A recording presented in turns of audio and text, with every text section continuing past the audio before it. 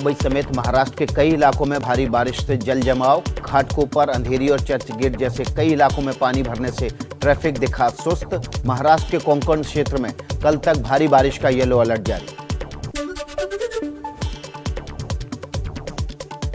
मुंबई में भारी बारिश से अंधेरी सबवे में फिर से पानी भरा। एहतियातन सबवे को बंद किया गया। हालांकि हिंदमाता, सायन और गांधी मार्केट जैसे निचले इलाकों में रात तक जल जमाव कम हुआ था।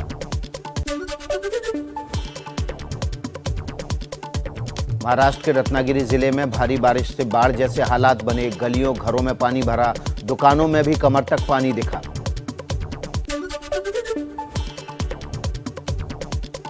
बुल्ढाना जिले में मूसलाधार बारिश से सभी नदी और नाले उफान पर। किसानों की ज्यादातर फसलें चौपट। प्रशासन के मुताबिक 2 युवक, 5 जानवरों के बहने की भी सूचना मिली।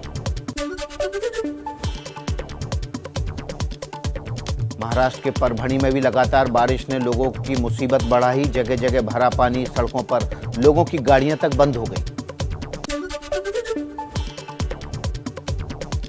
यूपी के गोंडा जिले में घाघरा और सरयू नदी का पानी घटा, लेकिन बाढ़ से प्रभावित इलाकों में जमीन का कटाव जारी। डरे सहमे लोग घर छोड़ने को मजबूर। एमपी के अशोकनगर में स्कूल से घर लौट रहे बच्चों ने उफनती नदी पार करने की कोशिश की। 2-3 बच्चियां बहने से बाल बाल बचीं। एक साथी ने छलांग लगाकर बहने से बचाया। उत्तराखंड के नैनीताल में गर्ल्स हॉस्टल के नीचे जमीन लगातार धंसने से दहशत का माहौल। एक हॉस्टल खाली कराकर छात्राओं को दूसरे हॉस्टल में रखा गया। जमीन धंसने से हॉस्टल में कई जगह दरारें पड़ी। ऋषिकेश में रानी पोखरी पुल फिर से टूटा। रात में तेज बारिश के बाद बह गया पुल, जिससे आवाजाही पूरी तरह से ठप। प्रशासन ने कुछ समय पहले फिर से इस पुल को बनाया था। वैकल्पिक मार्ग भी बहा। रुद्रप्रयाग जिले में भारी बारिश से जगह जगह लैंडस्लाइड। बद्रीनाथ हाईवे पर भी कई जगह पहाड़ी हिस्से टूटे। रास्ते बंद, सैकड़ों लोग फंसे। रुद्रप्रयाग में पहाड़ी मलबा गिरने से जेसीबी और कई मशीनों को भी नुकसान पहुंचा। अलकनंदा और मंदाकिनी नदियों का बढ़ता जलस्तर भी खतरा बना। बेलनी पुल के नीचे शिव मूर्ति हुई जलमग्न। कर्णप्रयाग में पहाड़ों के गिरे मलबे ने कई घर, दुकानों और होटलों को पहुंचाया नुकसान। लोगों ने कहा जैसे तैसे बचे। प्रशासन की ओर से बहुत देर से मिली मदद। जोशीमठ में भी बारिश के बाद हालात खराब। पहाड़ी टूटने और मलबा गिरने की तस्वीरें कैमरों में कैद हुई। गांव के लिए बड़ी परेशानी। रुक करेंगे बाढ़ और बारिश से जुड़ी हुई कुछ खबरों का फटाफट अंदाज में। पिथौरागढ़ जिले में भी लगातार बारिश और पहाड़ों से मलबा गिरने की वजह से कई रास्ते बाधित। प्रशासन के साथ कई स्थानीय लोग भी मलबा हटाने और रास्ता खोलने में जुटे हुए हैं। तेलंगाना का वारंगल जिला पिछले हफ्ते भर से ही रही बारिश की वजह से बेहाल हो गया है। सड़कें और कई इलाके जलमग्न हो गए हैं। प्रशासन ने रेड अलर्ट जारी किया है। निचले इलाके खाली कराने को कहा है। वारंगल में स्कूल से लौटती 3 बच्चियों को लोगों ने बहने से बचाया। रस्सी की मदद से निकाला। दूसरे इलाकों में बाइक सवार किसी तरह बहने से बचा, लेकिन बाइक को नहीं बचा पाया। तेलंगाना के करीमनगर जिले में भी भारी बारिश ने कई इलाकों को जलमग्न किया। घरों में पानी घुसने से दिक्कतों से जूझ रहे हैं लोग। तेलंगाना के सिरसिला में पिछले 3 दिन से हो रही भारी बारिश से शहर का बुरा हाल। कारों को बहने से बचाने के लिए कई लोगों ने पिलर के सहारे मोटी रस्सियों से उन्हें बांधा है। आंध्र प्रदेश के श्रीकाकुलम में मूसलाधार बारिश ने शहर को अस्त व्यस्त किया। कई इलाकों में जल जमाव से दिक्कतों में आए लोग। बंगाल की राजधानी कोलकाता भारी बारिश से हुई पानी पानी। बहुत से इलाकों में पानी भर चुका है। दक्षिण कोलकाता की ये तस्वीरें आप देख रहे हैं। दिल्ली एनसीआर में कल से रुक रुक कर हो रही है बारिश। मौसम विभाग के मुताबिक आज भी कई इलाकों में हल्की बारिश होती रहेगी। फिर कल से 5 से 6 दिन तक तेज बारिश का अनुमान है। मुंबई की मेयर किशोरी पेडनेकर का बड़ा बयान। कहा कोरोना की तीसरी लहर आने वाली नहीं है, बल्कि आ गई है। दूसरी लहर से बहुत कुछ सीखा, लेकिन पाबंदियां लगाने का फैसला राज्य सरकार करेगी। महाराष्ट्र के कैबिनेट मंत्री नितिन राउत बोले, नागपुर में कोरोना की तीसरी लहर आ चुकी है। संक्रमण रोकने के लिए जल्द सख्त पाबंदियों के ऐलान के दिए हैं संकेत। देश में कोरोना के 31,000 से ज्यादा नए मरीज मिले। 24 घंटे में 290 की मौत। केरल में पिछले एक महीने से ज्यादा ये सबसे ज्यादा केस सामने आए हैं। कल एक दिन में करीब 20,000 नए संक्रमित मिले। कोरोना से जूझते रहे केरल के सामने अब निपाह वायरस भी बना बड़ी चुनौती। 12 साल के बच्चे की निपाह से मौत की पुष्टि के बाद पूरे केरल में अलर्ट। कोझिकोड के 11 लोगों में से 3 के सैंपल्स पॉजिटिव मिले। कोरोना के अलावा डेंगू, मलेरिया और चिकनगुनिया जैसी बीमारियों ने दिल्ली एनसीआर के लोगों के लिए अब खतरा बढ़ा दिया है। डॉक्टर और जानकारों ने लोगों से और भी ज्यादा सचेत रहने को कहा है।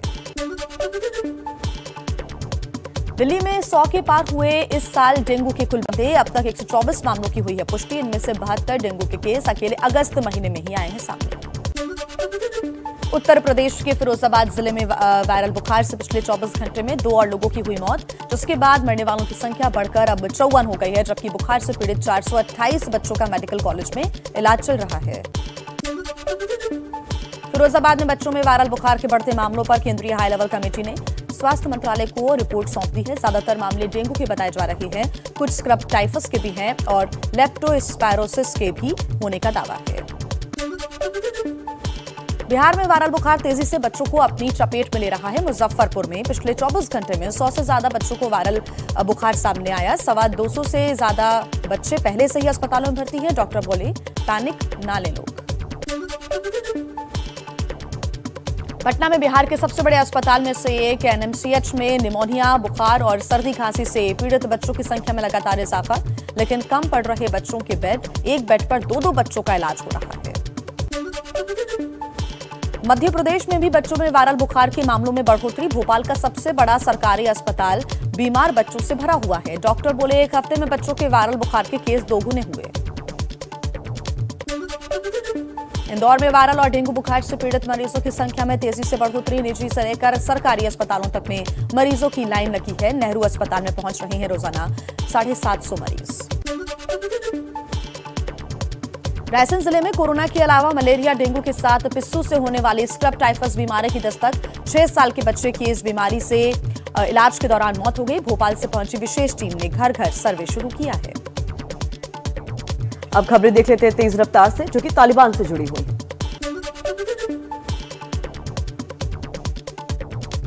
अफगानिस्तान में तालिबान की अंतरिम सरकार का ऐलान। मुल्ला हसन अखुंद को प्रधानमंत्री, मुल्ला अब्दुल गनी बरादर और मौलवी अब्दुल सलाम हनाफी को उप प्रधानमंत्री की जिम्मेदारी।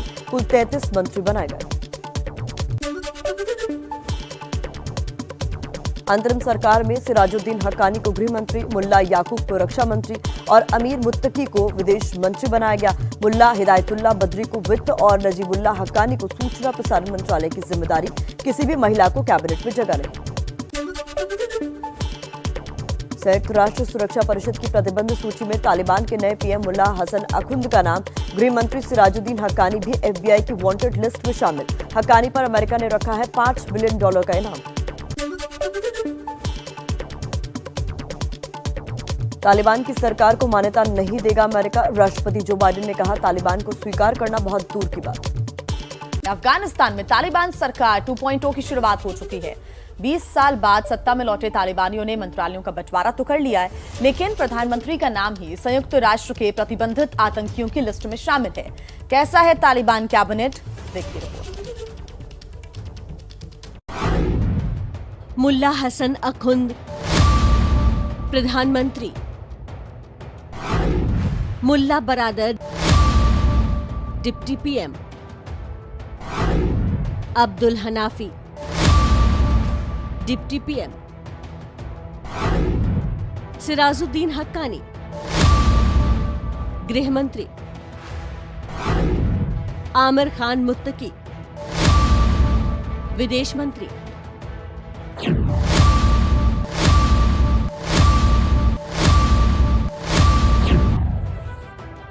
ये तालिबान की अंतरिम सरकार है, जिसकी काबिलियत ढूंढने की जद्दोजहद की जाए तो सीवी में आतंकी का ठप्पा सबसे ऊपर चस्पा है, वो भी यूनाइटेड नेशंस की सिक्योरिटी काउंसिल से वेरीफाइड मुहर के साथ।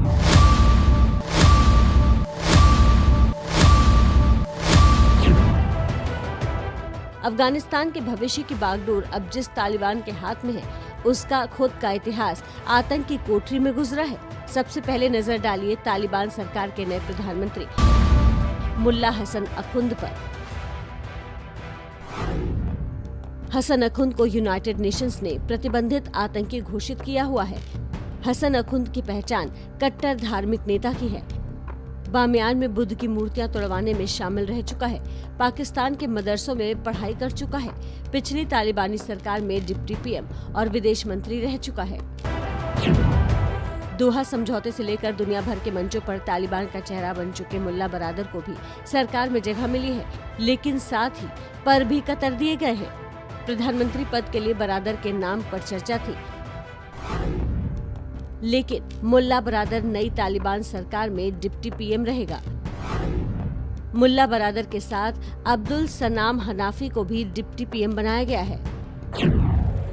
तालिबान का उदार चेहरा होने की कीमत मुल्ला बरादर को चुकानी पड़ी, तो कट्टर चेहरों की बड़े पर्दे पर ताजपोशी हुई, जिसमें सबसे बड़ा नाम है हक्कानी नेटवर्क के सरगना सिराजुद्दीन हक्कानी का। हक्कानी नेटवर्क के प्रमुख को अफगानिस्तान का गृह मंत्री बनाया गया है। सिराजुद्दीन को अमेरिका ने मोस्ट वांटेड आतंकी घोषित किया हुआ है। अमेरिका ने सिराजुद्दीन पर 37 करोड़ रुपए का इनाम रखा है। अफगानिस्तान में कई हाई प्रोफाइल हमलों को अंजाम दे चुका है। 2008 में काबुल स्थित भारतीय दूतावास पर भी हमला हो चुका है। पाकिस्तान की खुफिया एजेंसी ISI का एजेंट है। सिराजुद्दीन के अलावा हक्कानी नेटवर्क के 3 और आतंकियों को कैबिनेट अहम महकमे की जिम्मेदारी सौंपी गई है। आतंकी अब्दुल बकी हक्कानी को हायर एजुकेशन मिनिस्टर, आतंकी नजीबुल्लाह हक्कानी को संचार मंत्री और आतंकी खलील उल रहमान हक्कानी को शरणार्थी बनाया गया है। तालिबान के फाउंडर मुल्ला उमर के बेटे को भी अंतरिम सरकार में जगह मिली है। मुल्ला मोहम्मद याकूब अफगानिस्तान का नया रक्षा मंत्री होगा। याकूब तालिबान के सैन्य अभियानों का चीफ है। तालिबान के आतंकी हमलों की अगुवाई भी करता है। काबुल पर कब्जे के बाद तालिबान समावेशी सरकार का राग अलापता रहा, लेकिन नई सरकार में हामिद करजई और डॉक्टर अब्दुल्ला जैसे नेताओं को जगह नहीं मिली। साथ ही दूसरे कबीलाई समुदाय भी कैबिनेट में नदारद रहे। 33 मंत्रियों में 30 पश्तून हैं, 2 ताजिक और 1 उज़्बेक मूल से है। महिलाओं और युवाओं को कैबिनेट में जगह नहीं दी गई है। सबसे बड़े अल्पसंख्यक समुदाय हाजरा को कैबिनेट में जगह नहीं दी गई। दुनिया भर में कट्टरपंथी संगठन नए तालिबान का राग अलाप कर तालिबान की तरफदारी में जुटे थे, लेकिन नई सरकार के गठन में ही तालिबान ने साफ कर दिया है, अफगानिस्तान में फिर 20 साल पुराना राज लौट रहा है और सरकार उसी का ट्रेलर है। बिल्कुल, तो ये कह सकते हैं कि कैबिनेट मंत्रियों की लिस्ट तो आ गई है, लेकिन इनका रुख कैसा रहता है आगे ये भी देखना होगा। जानकारी ले लेते हैं, हमारे साथ हमारे संवाददाता प्रणय उपाध्याय जुड़ गए हैं। प्रणय, अब कैबिनेट में मंत्रियों की लिस्ट तो सामने आ गई है, देखना होगा कि अफगानिस्तान के लोगों के लिए इनका रुख कैसा रहता है। हालांकि उम्मीदें ज्यादा नहीं कर सकते, क्योंकि इसमें कई ऐसे नाम हैं जो कि मोस्ट वांटेड टेररिस्ट की श्रेणी में आते हैं।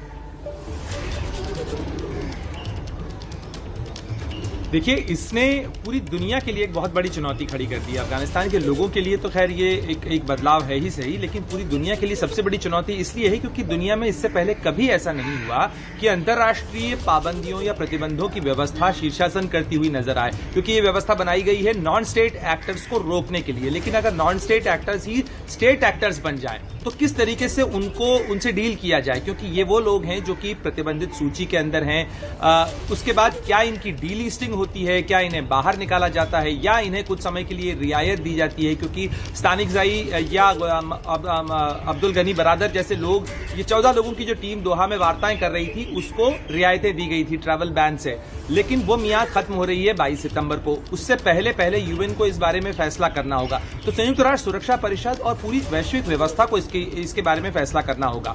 दूसरी सबसे बड़ी बात है कि नेशनल रेजिस्टेंस फोर्स ने यह बयान जारी किया है, उसने कहा है कि वो वैकल्पिक सरकार बनाने के बारे में जल्दी ही ऐलान करने जा रहा है। इसके अलावा उसने दुनिया के अन्य देशों से, सभी वैश्विक संगठनों से और क्षेत्रीय संगठनों जैसे सार्क हैं या SCO हैं, इनसे भी अपील की है कि वो तालिबान की सरकार को मान्यता देने में फिलहाल कोई जल्दबाजी न करे। तो ऐसे में ये कहानी अभी खत्म नहीं कही जा सकती है, या इसमें अभी पेंच आ सकता है। पेंच इस लिहाज से आ सकता है कि अगर यूएन में एक पैरेलल गवर्नमेंट अपना दावा पेश करती है, वो ये कहती है कि वो सरकार अभी भी है, काम कर रही है, मुल्ला सालेह अगर उपराष्ट्रपति से राष्ट्रपति बन गए हैं, या वो अपनी एक अलग लिस्ट दे देती है, तो यूएन के सामने दो लिस्ट होंगी, एक तालिबान की सरकार की भेजी हुई और एक दूसरी वैकल्पिक सरकार की भेजी हुई। और ऐसे में यूएन को या यूनाइटेड नेशन जनरल असेंबली को इस बारे में फैसला करना होगा कि वो किसे मान्यता देना चाहते हैं और अफगानिस्तान की जो सीट है वो किसके पास जाएगी। तो ये तमाम पेचीदा मामले हैं जिनके बारे में अभी दुनिया को फैसला करना होगा, खास तौर पर जो अन्य देश हैं। और अगर ऐसा नहीं होता है तो इसमें मामला फंसेगा ह्यूमैनिटेरियन एड को लेकर, बाकी चीजों को लेकर जो अफगानिस्तान को मदद की जरूरत है। तो अभी बहुत सारी चीजें तय होना बाकी है। बहुत शुक्रिया प्रणय। तो प्रणय को आप सुन रहे थे, जो कि तालिबान कैबिनेट 2.0 को लेकर बेहद महत्वपूर्ण जानकारी आपसे साझा कर रहे थे। तालिबान सरकार की चर्चा शुरू हुई तो मुल्ला बरादर का नाम सबसे आगे चल रहा था। कयास लगाए जा रहे थे कि बरादर अफगानिस्तान का नया राष्ट्रपति बनाया जा सकता है, लेकिन आखिर बरादर पिछड़ा कैसे? क्या इसके पीछे पाकिस्तान का हाथ है? अंतरिम सरकार के ऐलान से पहले मुल्ला बरादर ही तालिबानी राज में सरकार का मुखिया माना जाता था। तालिबान ने भी उसे ऐसे ही पेश किया, लेकिन खेल कुछ ऐसा बिगड़ा कि कुर्सी पर बैठने से पहले ही बरादर की कुर्सी खिसक गई और अब वो प्रधानमंत्री का डिप्टी बनकर रह गया। बरादर की कुर्सी जाने के पीछे जो बड़ा कारण माना जा रहा है वो है पाकिस्तान की बदनाम खुफिया agency ISI। Pakistani ISI chief के काबुल दौरे ने अफगानिस्तान में नई सरकार बनाने के समीकरणों को भी खासा उलझा दिया। सरकार की फहरिस्त में कई नाम नए जुड़ने लगे। इतना ही नहीं, अब्दुल गनी बरादर, जो कि नई सरकार के लगभग मुखिया माने जा रहे थे, मीडिया की अटकलों में उनके नाम पर भी सवाल उठने लगे। ISI प्रमुख के काबुल दौरे के बाद ही मुल्ला बरादर के राष्ट्रपति की रेस से बाहर होने के संकेत मिलने लगे थे। चूंकि बरादर तालिबान का एक जाना पहचाना नाम है, इसलिए उसे लिस्ट से बाहर करते ही बगावत का खतरा था। यही वजह है कि बरादर को हटाए जाने के फैसले में तालिबान का सुप्रीम कमांडर भी शामिल हुआ। काबुल में ISI प्रमुख तालिबान नेताओं से गुपचुप ढंग से मिला। ISI ने बरादर को राष्ट्रपति न बनाए जाने की वकालत की। बरादर को राष्ट्रपति बनाने पर ISKP से हमले तेज करने की धमकी दी। ISI की धमकी के बाद कंधार में तालिबान नेताओं की बैठक हुई। कंधार की बैठक में सुप्रीम कमांडर हैबतुल्लाह अखुंदजादा शामिल हुआ। हैबतुल्लाह ने हसन अखुंद के नाम का प्रस्ताव रखा। हसन अखुंद को रईसे जमहूर बनाने का प्रस्ताव रखा। सुप्रीम कमांडर से प्रस्ताव आने पर सभी तालिबान नेताओं ने सहमति दी। मुल्ला बरादर को उप प्रधानमंत्री बनाया गया।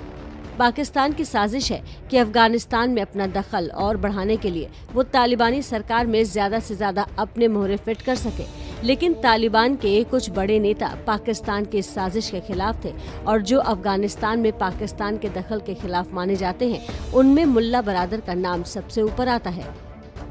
मुल्ला बरादर अरुजगान प्रांत का रहने वाला है। करीब 53 साल का बरादर तालिबान का सह संस्थापक है। उसने अफगानिस्तान में अपनी पढ़ाई पूरी की है। 2001 में अफगानिस्तान में तालिबानी राज खत्म होने के बाद बरादर पाकिस्तान भाग गया था। 2010 से 18 तक पाकिस्तान की जेल में रहा। 2018 में पाकिस्तान की जेल से बाहर आया। दोहा समझौते में शामिल था। पाकिस्तान तालिबान की सरकार में हक्कानी नेटवर्क को ज्यादा पावरफुल बनाना चाहता है और बरादर के हक्कानी नेटवर्क से रिश्ते बिल्कुल अच्छे नहीं हैं। पाकिस्तान चाहता है कि अफगानिस्तान की तालिबानी सरकार पर उसका पूरा नियंत्रण रहे, जबकि बरादर अफगानिस्तान में बिना किसी दबाव के स्वतंत्र तौर पर सरकार चलाना चाहता है। मुल्ला बरादर को सरकार के मुखिया की दावेदारी से हटाकर पाकिस्तान ने अफगानिस्तान की तालिबानी सरकार पर अपनी पहली जीत तो हासिल कर ही ली है। अब देखना होगा कि आगे आगे पाकिस्तान और उसकी खुफिया एजेंसी ISI अपने नापाक मंसूबों को पूरा करने के लिए अफगानिस्तान में बर्बादी की क्या क्या साजिश रचती है।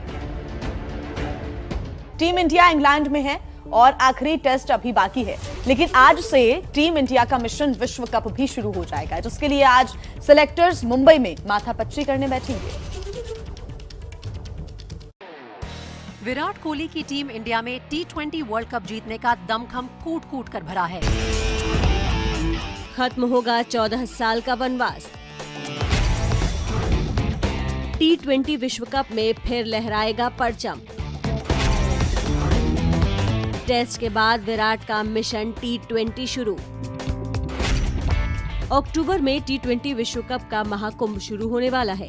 मेजबान भारत है, लेकिन कोरोना की वजह से आयोजन UAE में होगा। साल 2007 में पहली और आखिरी बार टीम इंडिया ने T20 विश्व कप जीता था। कप्तान विराट के सामने 14 साल के वनवास को खत्म करने की चुनौती होगी और इस मिशन को अंजाम देने के लिए 8 खिलाड़ियों का चयन होगा। कुछ खिलाड़ियों की जगह पक्की नजर आ रही है। उनमें कप्तान विराट कोहली, उप कप्तान रोहित शर्मा, KL राहुल, सूर्य कुमार यादव, ऋषभ पंत, हार्दिक पांड्या, रविंद्र जडेजा, जसप्रीत बुमराह, युजवेंद्र चहल, मोहम्मद शमी और भुवनेश्वर कुमार का नाम शामिल है। लेकिन 15 में से 4 जगहों के लिए अब भी कई खिलाड़ी दावेदार हैं, जिनमें शिखर धवन, पृथ्वी शॉ, श्रेयस अय्यर, ईशान किशन, राहुल चाहर, दीपक चाहर, शार्दुल ठाकुर, नटराजन, वरुण चक्रवर्ती, मोहम्मद सिराज और कुणाल पांड्या का नाम शामिल है। कोरोना को ध्यान में रखते हुए 15 खिलाड़ियों के साथ 3 बैक खिलाड़ियों का चयन भी होगा। चयन समिति आज दोपहर टीम इंडिया के स्क्वाड के लिए माथापच्ची करेगी। कप्तान कोहली और कोच रवि शास्त्री इंग्लैंड से वीडियो कॉन्फ्रेंसिंग के जरिए चर्चा में जुड़ेंगे। दरअसल कल गुरु पूरब के मौके पर स्वर्ण मंदिर को खूबसूरती के साथ सजाया गया और साथ ही आतिशबाजी भी की गई। ये तस्वीरें जो आप देख रहे हैं हरमंदिर साहिब में श्री गुरु ग्रंथ साहिब के पहले प्रकाश उत्सव के दौरान की है।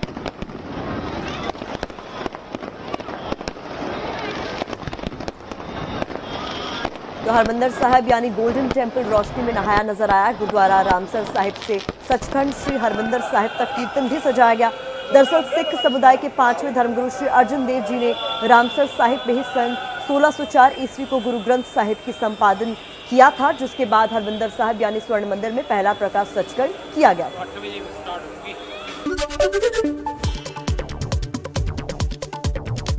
महाराष्ट्र में बढ़ते कोरोना मामलों के बीच कैबिनेट मंत्री नितिन राउत का बड़ा बयान। नागपुर में कहा, कोरोना की तीसरी लहर की हुई शुरुआत, संक्रमण रोकने के लिए जल्द सख्त पाबंदियों के ऐलान के संकेत दिए। मुंबई की मेयर किशोरी पेडनेकर ने भी दावा किया, कहा कोरोना की तीसरी लहर आने वाली नहीं है बल्कि आ गई है। दूसरी लहर से बहुत कुछ सीखा, लेकिन पाबंदियां लगाने का फैसला राज्य सरकार करेगी। देश में कोरोना के 31,000 से ज्यादा नए मरीज मिले। 24 घंटे में 290 लोगों की मौत। केरल में पिछले 1 महीने से देश में सबसे ज्यादा केस। कल एक दिन में केरल में करीब 20,000 नए संक्रमित मिले। कोरोना से जूझते रहे केरल के सामने अब निपाह वायरस भी बड़ा बनी चुनौती। 12 साल के बच्चे की निपाह से मौत की पुष्टि के बाद पूरे केरल में अलर्ट। कोझिकोड के 11 लोगों में से 3 के सैंपल पॉजिटिव पाए गए। कोरोना के अलावा डेंगू, मलेरिया और चिकनगुनिया जैसी बीमारियों ने दिल्ली NCR के लोगों के लिए खतरा बढ़ाया। डॉक्टर और जानकारों ने लोगों से और भी ज्यादा सचेत रहने को कहा। दिल्ली में 100 के पार हुए इस साल डेंगू के कुल केस। अब तक 124 मामलों की पुष्टि। इनमें से 72 डेंगू के केस अकेले अगस्त महीने में ही आए। यूपी के फिरोजाबाद जिले में वायरल बुखार से पिछले 24 घंटे में 2 और लोगों की मौत, जिसके बाद मरने वालों की संख्या बढ़कर 54 हुई, जबकि बुखार से पीड़ित 428 बच्चों का मेडिकल कॉलेज में इलाज चल रहा है।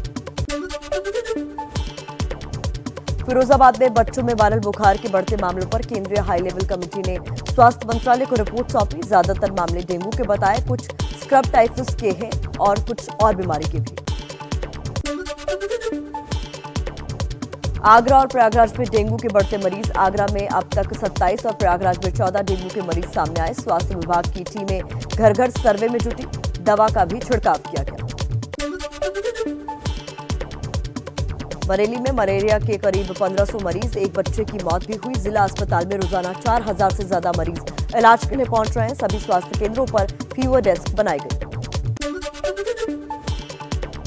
बिहार में वायरल बुखार तेजी से बच्चों को अपनी जद में ले रहा है। मुजफ्फरपुर में पिछले 24 घंटे में 100 से ज्यादा बच्चों को वायरल। 250 बच्चे पहले से ही अस्पताल में भर्ती। डॉक्टर बोले, पैनिक न करें लोग। पटना में बिहार के सबसे बड़े अस्पतालों में से एक NMCH में निमोनिया, बुखार और सर्दी खांसी से पीड़ित बच्चों की संख्या में लगातार इजाफा, लेकिन कम पड़ रहे हैं बच्चों के लिए बेड। एक बेड पर 2-2 बच्चों का हो रहा है इलाज। मध्य प्रदेश में भी बच्चों में वायरल बुखार के मामलों में बढ़ोतरी। भोपाल का सबसे बड़ा सरकारी अस्पताल बीमार बच्चों से भरा। डॉक्टर बोले, एक हफ्ते में बच्चों के वायरल बुखार के केस दुगने हुए।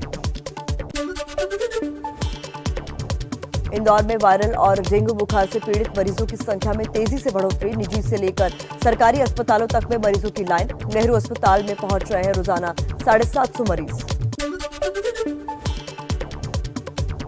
रायसेन जिले में कोरोना के अलावा मलेरिया, डेंगू के साथ पिस्सू से होने वाली स्क्रब टाइफस बीमारी की दस्तक। 6 साल के बच्चे की इस बीमारी से इलाज के दौरान मौत। भोपाल से पहुंची विशेष टीम ने घर घर में सर्वे शुरू किया। जबलपुर में डेंगू, मलेरिया और चिकनगुनिया के मरीजों से भरे अस्पताल। यहां भी मरीजों में सबसे ज्यादा बच्चे। कोविड से जुड़ी टीमों को भी डेंगू मलेरिया से निपटने की कलेक्टर ने जिम्मेदारी सौंपी। सीहोर जिले में वायरल बुखार और मलेरिया के साथ डेंगू के मामलों ने तेजी पकड़ी। अस्पतालों में मरीजों की लंबी कतारें। संदिग्ध मामलों वाले गांवों में प्रशासन दवा के छिड़काव में जुटी। चलिए कुछ और खबरों का रुख कर लेते हैं फटाफट अंदाज में।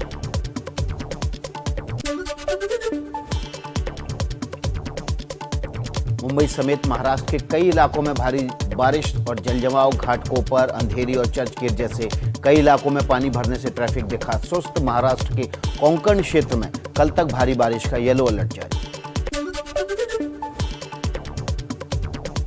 मुंबई में भारी बारिश से अंधेरी सबवे में फिर पानी भरा। एहतियातन सबवे को बंद किया गया। हालांकि हिंद माता, सायन और गांधी मार्केट जैसे निचले इलाकों में रात तक जलजमाव था।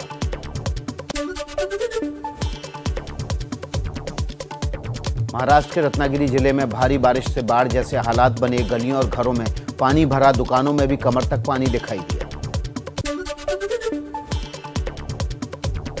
बुल्ढाना जिले में मूसलाधार बारिश से सभी नदियों नाले उफान पर। किसानों की ज्यादातर फसलें चौपट। प्रशासन के मुताबिक 2 युवक और 5 जानवरों के बहने की भी सूचना मिली।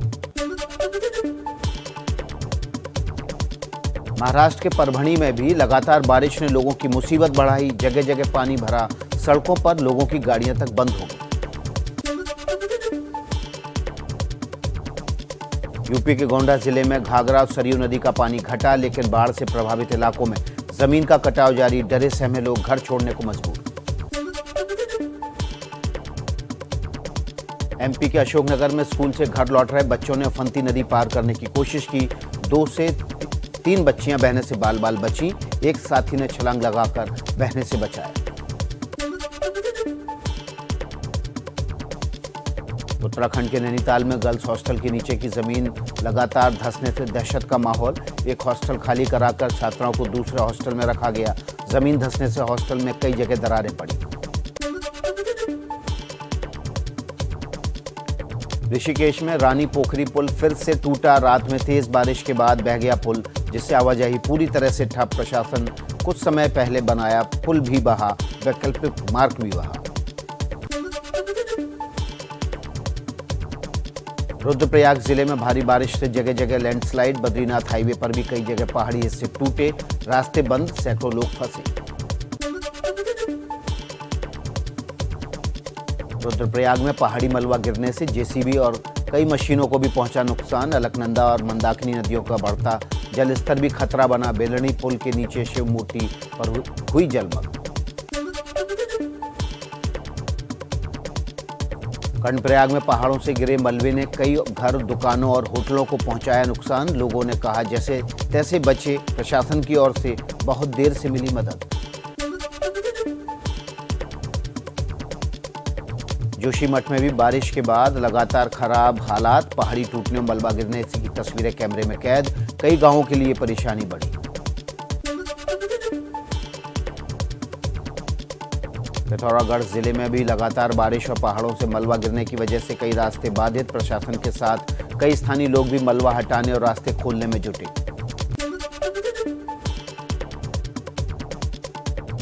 तेलंगाना का वारंगल जिला, जिस पिछले हफ्ते भर से हो रही बारिश की वजह से बेहाल। सड़कें और कई इलाके जलमग्न। प्रशासन ने रेड अलर्ट जारी किया। निचले इलाके खाली कराने को कहा। वारंगल में स्कूल से लौटती 3 बच्चियों को लोगों ने बहने से बचाया। रस्सी की मदद से निकाला। दूसरे इलाकों में बाइक सवार किसी तरह बहने से बचा, लेकिन बाइक को नहीं बचा पाया। तेलंगाना के करीमनगर जिले में भी भारी बारिश से कई इलाकों को जलमग्न किया। घरों में पानी घुसने से दिक्कतों से जूझ रहे हैं लोग। तेलंगाना के सिरसिला में पिछले 3 दिन से हो रही भारी बारिश, शहर का बुरा हाल। कारों को बहने से बचाने के लिए कई लोगों ने पिलर के सहारे मोटी रस्सियों से उन्हें बांधा। आंध्र प्रदेश के श्रीकाकुलम में मूसलाधार बारिश ने शहर को अस्त व्यस्त किया। कई इलाकों में जल जमाव से दिक्कतों में आए लोग। बंगाल की राजधानी कोलकाता भारी बारिश से हुई पानी पानी, बहुत से इलाकों में पानी भरा। दक्षिण कोलकाता की ये तस्वीरें।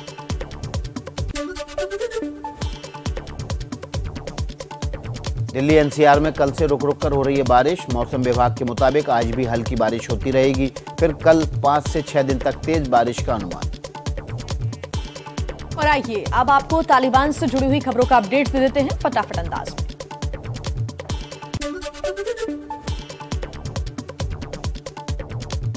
अफगानिस्तान में तालिबान की अंतरिम सरकार का हुआ ऐलान। मुल्ला हसन अखुंद को प्रधानमंत्री, मुल्ला अब्दुल गनी बरादर और मौलवी अब्दुल सलाम हनाफी को उप प्रधानमंत्री की जिम्मेदारी मिली। कुल 33 मंत्री बनाए गए हैं।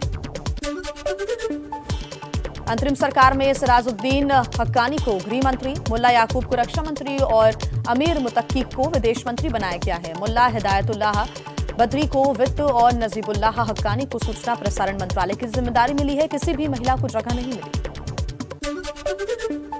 संयुक्त राष्ट्र सुरक्षा परिषद की प्रतिबंध सूची में तालिबान के नए पीएम मुल्ला हसन अखुंद का नाम है। गृह मंत्री सिराजुद्दीन हक्कानी भी एफबीआई की वांटेड लिस्ट में शामिल है। हक्कानी पर अमेरिका ने रखा है $5 मिलियन का इनाम। तालिबान की सरकार को मान्यता नहीं देगा अमेरिका। राष्ट्रपति जो बाइडेन ने कहा, तालिबान को स्वीकार करना बहुत दूर की बात है। अफगानिस्तान में तालिबान की नई सरकार पर रूस का बड़ा बयान, कहा अभी मान्यता देने पर फैसला नहीं किया। काबुल में विरोध से डरा तालिबान, पाकिस्तान के खिलाफ प्रदर्शन कर रहे लोगों पर फायरिंग की। पंजशीर की जंग में पाकिस्तान के शामिल होने पर अफगानों में जबरदस्त नाराजगी। काबुल में पाकिस्तान के खिलाफ जोरदार प्रदर्शन, आजादी की मांग को लेकर सड़कों पर उतरे लोग। 100 से ज्यादा महिलाएं भी प्रदर्शन में हुई शामिल। काबुल में पाक दूतावास के सामने भी महिलाओं का प्रदर्शन, पाकिस्तान मुर्दाबाद के लगाए नारे। विरोध से बौखलाए तालिबानियों ने महिलाओं को कोड़ों से पीटा। काबुल में प्रदर्शन की कवरेज के दौरान गिरफ्तार तुलु न्यूज के कैमरा पर्सन को तालिबान ने छोड़ा, कैमरा भी लौटा दिया है। अफगानिस्तान में कई शहरों में पाकिस्तान के खिलाफ जोरदार प्रदर्शन हो रहा है। हेरात में तालिबानियों की फायरिंग में 2 प्रदर्शनकारियों की हुई मौत, 8 लोग हुए हैं घायल। तालिबान ने प्रदर्शनकारियों को नियम कायदे में रहने की चेतावनी दी है। कहा है कि प्रदर्शन विदेशों से प्रायोजित है। हमारे पास प्रदर्शनकारियों से निपटने के लिए ट्रेंड पुलिस नहीं है। तालिबान ने अफगानिस्तान को भी सीपेक में शामिल करने की मांग की है। सीपेक चीन पाकिस्तान के बीच इकोनॉमिक कॉरिडोर है। पंजशीर में नॉर्दर्न अलायंस का नरसंहार का दावा, कहा पाकिस्तानी सेना नागरिकों का कत्लेआम कर रही है। पंजशीर के बड़कुल में आम लोगों के घरों को बनाया जा रहा है निशाना। पंजशीर में तालिबान और एनआरएफ के बीच जारी लड़ाई के बीच तालिबान ने अहमद मसूद के मीडिया बयानों पर बैन लगाया। नेशनल रेजिस्टेंस फ्रंट के नेता हैं अहमद मसूद। अफगानिस्तान से भारत लाए गए नागरिक अब घर लौट रहे हैं। काबुल से आने के बाद उन्हें आईटीबीपी के कैंप में क्वारंटीन पर रखा गया था। आज सुबह 11 बजे केंद्रीय कैबिनेट की बैठक, सूत्रों के हवाले से खबर। टेलीकॉम और टेक्सटाइल सेक्टर के लिए राहत पैकेज को मिल सकती है मंजूरी। लखनऊ में प्रबुद्ध सम्मेलन के दौरान बीएसपी प्रमुख मायावती ने भरी हुंकार, कहा 2007 की तरह ब्राह्मण समाज अगर साथ हो तो बीएसपी की ही सरकार बनेगी। समाजवादी पार्टी और बीजेपी को जातिवादी और पूंजीपतियों की पार्टी बताया। प्रबुद्ध सम्मेलन में बीएसपी महासचिव सतीश चंद्र मिश्रा ने मायावती को गणेश की मूर्ति भेंट की है। सतीश मिश्रा की पत्नी कल्पना ने त्रिशूल दिया। लखनऊ में आयोजित बीएसपी के प्रबुद्ध सम्मेलन के समापन कार्यक्रम में कार्यकर्ताओं ने लगाए हर हर महादेव के नारे। एआईएमआईएम प्रमुख असदुद्दीन ओवैसी के मिशन उत्तर प्रदेश का दूसरा दिन आज सुल्तानपुर में जनसभा को संबोधित करेंगे। अयोध्या में बीजेपी पर साधा निशाना, कहा बीजेपी को फैजाबाद के नाम से जलन क्यों। अशफाकुल्लाह खान को फैजाबाद जेल में दी गई थी फांसी।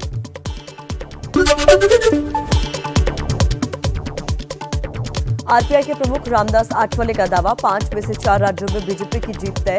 पार्टी पंजाब भी जीतने की कोशिश में जुटी, कहा आरपीआई को 8 से 10 सीट मिलनी चाहिए। मैनपुरी में समाजवादी पार्टी अध्यक्ष अखिलेश यादव ने बोला हमला, कहा बीजेपी के झूठ और झूठे प्रचार से बचो, दुनिया की सबसे झूठी पार्टी बीजेपी है।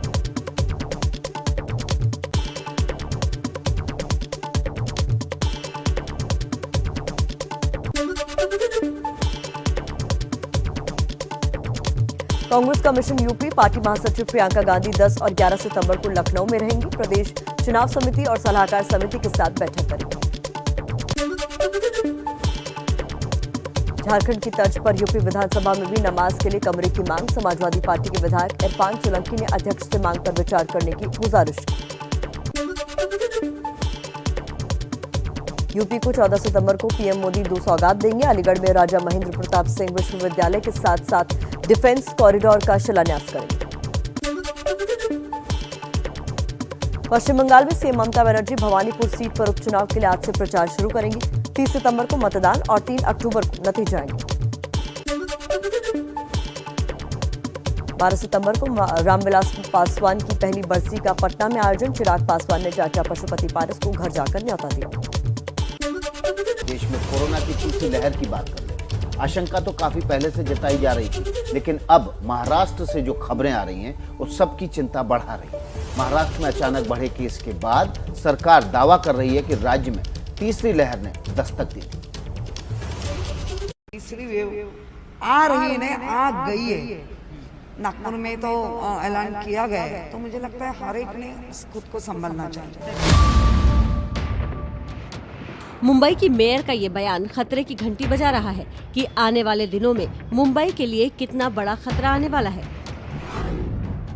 पिछले कुछ दिनों के मुंबई के आंकड़े देखें तो जहां मुंबई में 30 अगस्त को एक दिन में 334 नए केस आए थे, वहीं 2 मरीजों की मौत हुई थी। 31 अगस्त को भी ये आंकड़ा 300 से नीचे ही था। 323 नए केस आए थे, 1 की मौत हुई थी। लेकिन सितंबर से केस 400 के ऊपर हो गए और पहली ही सितंबर को 416 नए केस और 4 लोगों की मौत हो गई। 2 सितंबर को 441 नए केस आए और 3 की मौत हो गई। 3 सितंबर को भी 442 नए केस आए और 3 लोगों की मौत हो गई। लेकिन इन केसों के बावजूद लोग मानने को तैयार नहीं हैं। मुंबई की दादर मंडी की ये तस्वीरें ज्यादा पुरानी नहीं हैं। केवल 2 दिन पहले की इन तस्वीरों को देखकर लगता ही नहीं कि मुंबई के लोगों में कोरोना का कोई खौफ है। मुंबई ही नहीं, महाराष्ट्र के आंकड़े देखें तो इससे भी ज्यादा चिंताजनक है। 5 सितंबर को जहां महाराष्ट्र में 4057 नए केस आए थे और 67 लोगों की मौत हुई थी, वहीं अगले दिन 6 सितंबर को 3623 नए केस आए और 37 लोगों की मौत हो गई।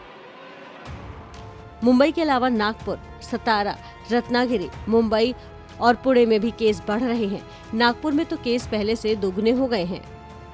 जो आंकड़े कोरोना पॉजिटिव के हमारे सामने आए, वो बहुत दिनों बाद आज डबल के फिगर में हम आ गए हैं। इसका मतलब हमारे यहाँ 3rd वेव का आगमन हो गया है। नागपुर में रेस्टोरेंट शाम 8 बजे और दुकानें शाम 4 बजे बंद करने का आदेश जारी कर दिया गया है। मुंबई और पुणे में भी लोग जिस तरह से लापरवाहियां कर रहे हैं, यहाँ भी जल्द ही पाबंदियां लगाई जा सकती हैं। तो मुंबई और महाराष्ट्र के लोगों की दिक्कतें लगातार बढ़ती जा रही है। तीसरी लहर की जो लगातार आशंकाएं व्यक्त की जा रही हैं, मेयर का ऐसा कहना है मुंबई की कि ये लहर ऑलरेडी आ चुकी है। महाराष्ट्र में दूसरी तरफ कोरोना के बढ़ते मामलों के बीच बीएमसी ने गणेश उत्सव को लेकर भी अब नई गाइडलाइंस जारी की हैं। बड़ी खबर आपको बता देती हैं, टीएमसी ने मंडल में जाकर गणपति के दर्शन करने पर रोक लगा दी है। मंडलों को ऑनलाइन दर्शन की व्यवस्था करने के लिए कहा गया है।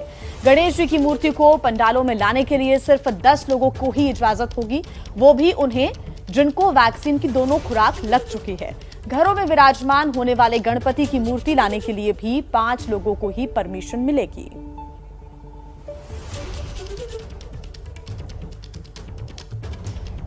और ये नई गाइडलाइंस जारी की गई हैं, इस पर ज्यादा अपडेट्स हम ले लेते हैं। मुंबई से हमारे संवाददाता रौनक हमारे साथ जुड़ गए हैं। रौनक, एक तरफ तो मुंबई ऐसा पहला शहर बन गया है पूरे देश में जहां पर सबसे ज्यादा वैक्सीनेशन हुआ, लेकिन दूसरी तरफ लगातार जो मामले कोरोना से ग्रसित लोगों के आ रहे हैं वो भी नंबर 1 मुंबई को बनाते हैं। ऐसे में नई गाइडलाइंस अब जारी की गई हैं ताकि गणेश उत्सव के दौरान ज्यादा भीड़ इकट्ठी ना हो। जी निश्चित तौर पर सरकार और खासतौर से बीएमसी की चिंता जो है वो जिस तरह से लगातार नए मामले सामने निकल कर आ रहे हो उसको देखते हुए बढ़ी हुई है और यही वजह है कि बीएमसी की ओर से गणेश उत्सव के दौरान गाइडलाइंस जो है वो जारी की गई। इसमें साफ तौर पर कहा है कि फिजिकली तौर पर गणेश बड़े पंडालों में जाकर अब आम आदमी जो है वो दर्शन नहीं कर पाएगा।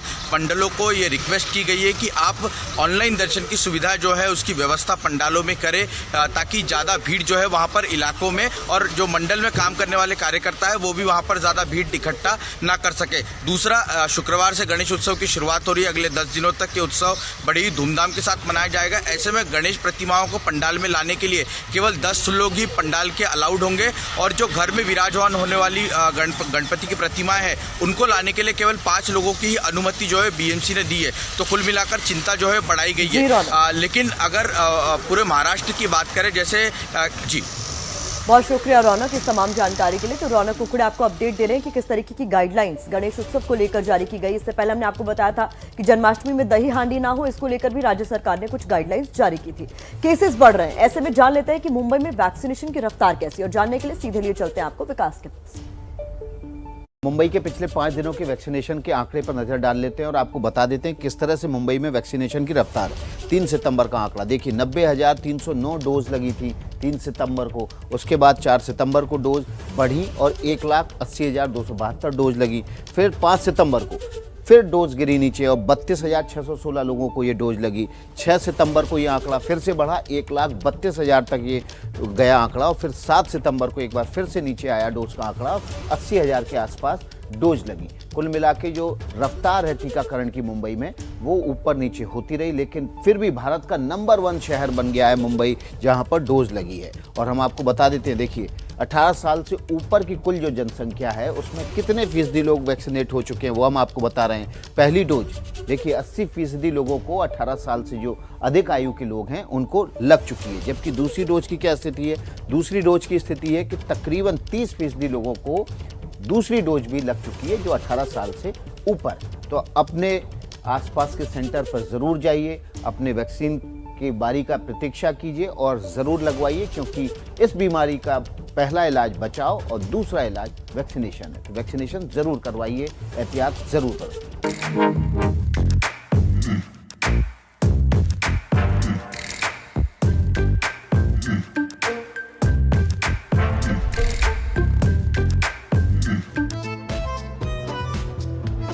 नमस्ते Bharat, good morning India.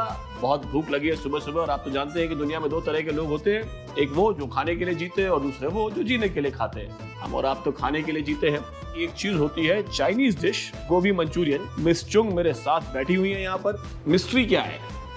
Actually China में गोभी मंचूरियन नहीं होता है और यहाँ के लोग बहुत मसालादार खाते हैं, इसलिए हमने मॉडिफाई किया है। So it's a mix of south Indian plus Chinese. हाँ, अच्छा अपने बारे में बताइए मिस चुंग कि आप कब से आप बैंगलोर आए, कितना पुराना आपका रेस्टोरेंट है? हमारा रेस्टोरेंट 30 बरस से ज्यादा हो गया अभी। हम कैलकाटा से आए हैं। तो आपके पेरेंट्स वगैरह चाइना से कैलकाटा आए थे ड्यूरिंग द रेवोल्यूशन? यस। अच्छा ये बताइए कि गोभी मंचूरियन के अलावा आप हमको और क्या खिलाएंगी चाइनीज में? अच्छा लाइक चिकन यांगमेन, इट्स अ नूडल। किस तरह का होता है देखने में, या बनाए चल के किचन? हाँ जी, चलिए फिर बनाते हैं और खाते हैं।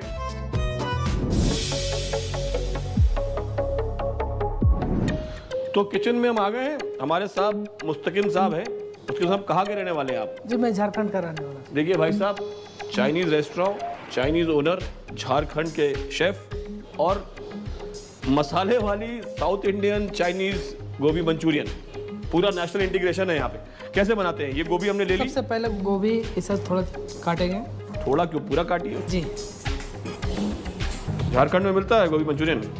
जी सब मिलते हैं जी। गोभी अब रेडी हो गया। अब क्या करेंगे हम? इसको निकालेंगे इसमें। निकालेंगे। चलिए इसको इसमें निकाला। वाह। अब इसको थोड़ा बॉईल करेंगे। बॉईल करेंगे जी। ठीक है, कितनी देर बॉईल करेंगे? 5 मिनट। 5 मिनट। अब आपका समय शुरू होता है 5 मिनट का। ये वाह 5 मिनट पूरे मुलायम हो गई है जी। अब क्या करेंगे? अब इसको मिक्स करेंगे। 2 स्पून मैदा, ये कॉर्नफ्लोर। अब थोड़ा इसको सॉल्ट मिक्स करेंगे।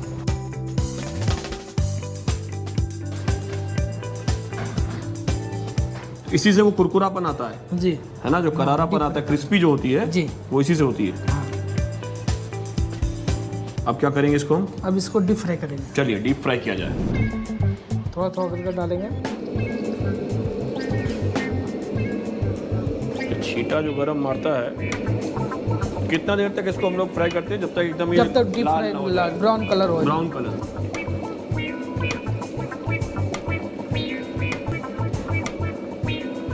अब थोड़ा कढ़ाई गरम करेंगे, थोड़ा ऑयल डालेंगे। खतरनाक है, डेंजरस है। अब इसको हम डालेंगे, प्याज डालेंगे, उसके बाद ये सब डालेंगे। गार्लिक है, जिंजर है और कीमा चिल्ली है। कीमा चिल्ली क्या होता है? चिल्ली को चॉप किया है। अच्छा, थोड़ा देर फ्राई करेंगे।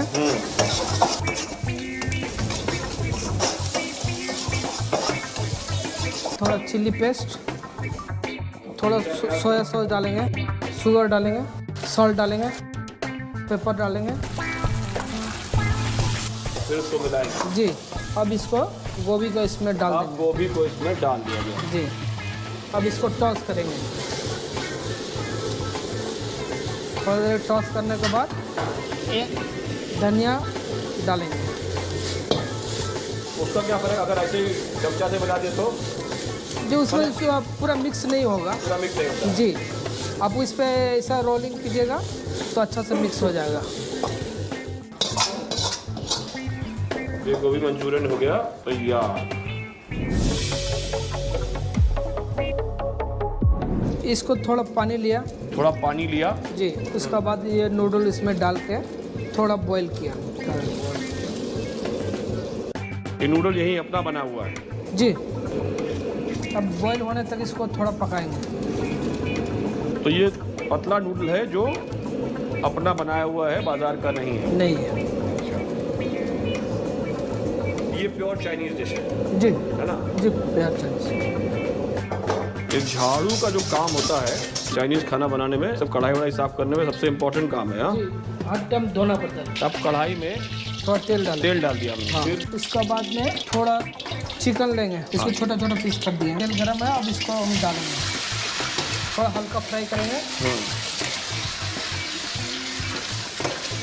उसके बाद कीमा ऑनियन डालेंगे। अच्छा, कीमा मतलब कटा हुआ ऑनियन है। हाँ, और क्या है साथ में? थोड़ा गार्लिक है, लहसुन के संग हमने जिंजर डाला, जिंजर अदरक डाल दिया। जी। अब थोड़ा सा इसमें ब्लैक बीन सॉस डालेंगे। Black bean sauce? जी। ये क्यों डालते हैं? फ्लेवर के लिए या टेस्ट के लिए? टेस्ट इसमें ये थोड़ा सोया सॉस डालेंगे। सोया सॉस डाल दिया। थोड़ा सा चिली सॉस डालें, ऐड करेंगे। जी, खुशबू आने लग गई है। जी। अब इसमें थोड़ा सूप का पानी डालेंगे। सूप का पानी? जी।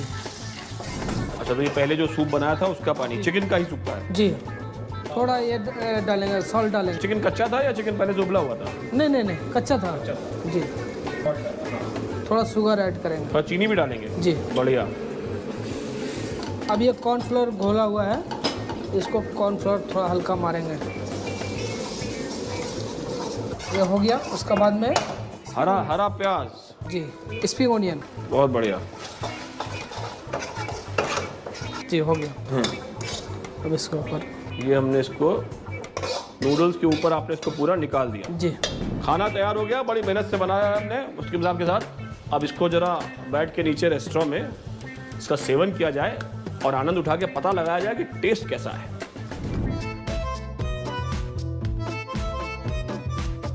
मिस्टर खाना हमारे पास आ गया है। गोभी मंचूरियन जो हमने बनाया मुस्तकिन के मदद से, और ये जो है क्या कैसे बुलाते हैं? चाजंग मिन। चाजंग मिन। हाँ। ओके, चिकन चाजंग मिन। अच्छा, ये जो आपने मुझे 2 स्टिक्स दे दी है, देखिए मैं हिंदुस्तानी आदमी हूँ।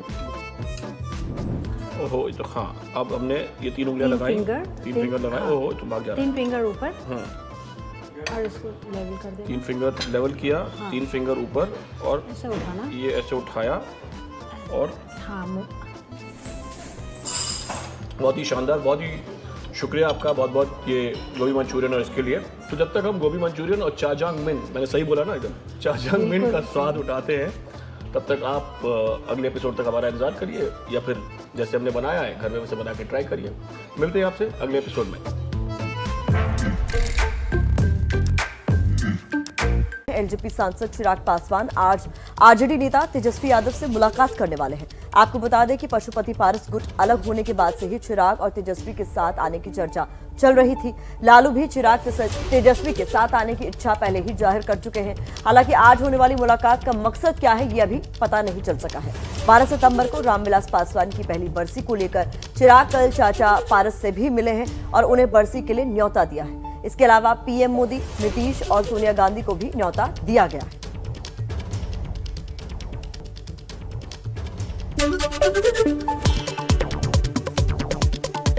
अफगानिस्तान में तालिबान की अंतरिम सरकार का ऐलान हुआ। मुल्ला हसन अखुंद को प्रधानमंत्री चुना गया। मुल्ला अब्दुल गनी बरादर और मौलवी अब्दुल सलाम हनाफी को उप प्रधानमंत्री की जिम्मेदारी मिली। कुल 33 मंत्री बनाए गए हैं, कोई महिला शामिल नहीं है। तालिबान की अंतरिम सरकार में सिराजुद्दीन हक्कानी को गृह मंत्री, मुल्ला याकूब को रक्षा मंत्री और अमीर मुत्तकी को विदेश मंत्री बनाया गया है। मुल्ला हिदायतुल्लाह बद्री को वित्त और नजीबुल्लाह हक्कानी को सूचना प्रसारण मंत्रालय सौंपा गया है। किसी भी महिला को जगह नहीं दी है। संयुक्त राष्ट्र सुरक्षा परिषद की प्रतिबंध सूची में तालिबान के नए पीएम मुल्ला हसन अखुंद का नाम है। गृह मंत्री सिराजुद्दीन हक्कानी भी एफबीआई की वांटेड लिस्ट में शामिल। हक्कानी पर अमेरिका ने रखा है $5 मिलियन का इनाम। तालिबान की सरकार को मान्यता नहीं देगा अमेरिका। राष्ट्रपति जो बाइडेन बोले, तालिबान को स्वीकार करना बहुत दूर की बात। रूस ने कहा अभी मान्यता देने पर फैसला नहीं किया। पंजशीर में नॉर्दर्न अलायंस का नरसंहार का दावा, कहा पाकिस्तानी सेना नागरिकों का कत्लेआम कर रही है। पंजशीर के बदकुल में आम लोगों के घरों को निशाना बनाया गया है। तो बड़ी खबरों से हमने आपको रूबरू करवाया। अब देखते हैं देश की बड़ी खबरें, जिनमें कोरोना से जुड़ा बहुत बड़ा दावा महाराष्ट्र से हुआ है, तो बैठक, प्रदर्शन और खेल की दुनिया की भी अहम खबरें। महाराष्ट्र में बढ़ते कोरोना मामलों के बीच कैबिनेट मंत्री नितिन राउत का बड़ा बयान। नागपुर में कहा कोरोना की तीसरी लहर की हुई शुरुआत, संक्रमण रोकने के लिए जल्द सख्त पाबंदियों के ऐलान के संकेत दिए। मुंबई की मेयर किशोरी पेडनेकर ने भी दावा किया, कहा कोरोना की तीसरी लहर आने वाली नहीं बल्कि आ गई है। पाबंदियां लगाने का फैसला राज्य सरकार करेगी। गणेश उत्सव को लेकर बीएमसी ने नए सख्त नियम जारी किए। देश में कोरोना के 31,000 से ज्यादा नए मरीज मिले। 24 घंटे में 290 लोगों की मौत। केरल में पिछले एक महीने से देश में सबसे ज्यादा केस। कल एक दिन में केरल में करीब 20,000 नए संक्रमित मिले। कोरोना से जूझते केरल के सामने अब निपाह वायरस का भी खतरा। 12 साल के बच्चे की निपाह से मौत की पुष्टि के बाद पूरे केरल में अलर्ट। कोझिकोड के 11 लोगों में से 3 के सैंपल पॉजिटिव पाए गए। आज सुबह 11 बजे केंद्रीय कैबिनेट की बैठक। सूत्रों के मुताबिक टेलीकॉम और टेक्सटाइल सेक्टर के लिए राहत पैकेज को मिल सकती है मंजूरी। एमएसपी बढ़ाने की मांग को लेकर आरएसएस से जुड़े संगठन भारतीय किसान संघ का आज धरना। देश भर में जिला मुख्यालयों पर सांकेतिक प्रदर्शन करेगा किसान संघ। अगले महीने होने वाले T20 विश्व कप के लिए आज हो सकता है टीम इंडिया का ऐलान। सिलेक्टर्स, कोच, कप्तान कोहली और उपकप्तान रोहित शर्मा की आज वर्चुअल मीटिंग। और अब देश के सबसे बड़े प्रदेश यूपी चलते हैं, जहां चुनावी राजनीति दिनों दिन गर्मा रही है, तो तेजी से पसारते बुखार और बाढ़ का भी अपडेट।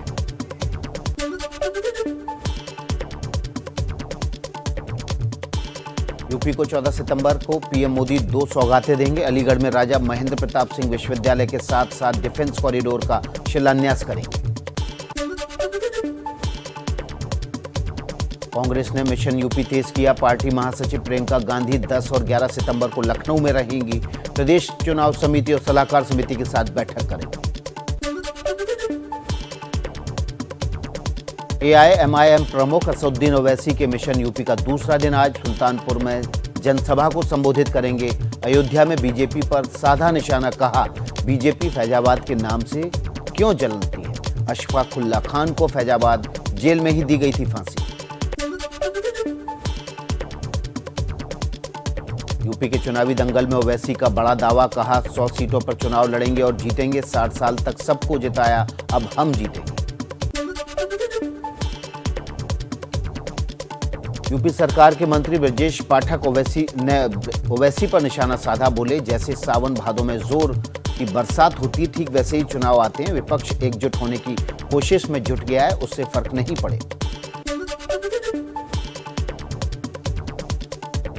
कांग्रेस नेता दिग्विजय सिंह का ओवैसी पर हमला, कहा तेलंगाना की सभी सीट पर चुनाव क्यों नहीं लड़ते, यूपी बिहार में क्यों चुनाव लड़ते हैं, ये उनकी बीजेपी से मिली भगत कुश्ती है।